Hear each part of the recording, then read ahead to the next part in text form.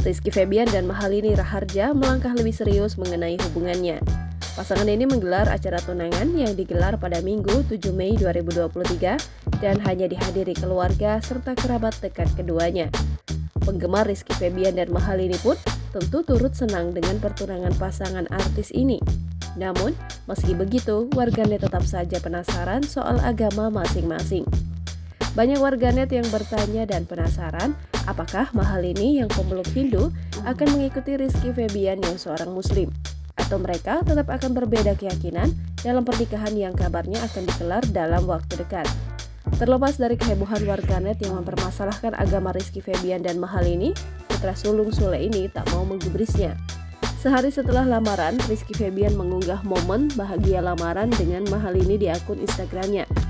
Di situ pelantun cuek ini menegaskan kalau mereka satu tujuan untuk melangkah ke pelaminan terlepas dari perbedaan agama mereka. Unggahan Rizky Febian pun langsung banjir komentar. Banyak warganet yang tetap mempertanyakan soal keyakinan mereka. Jangan lupa subscribe, share, komen, dan like ya!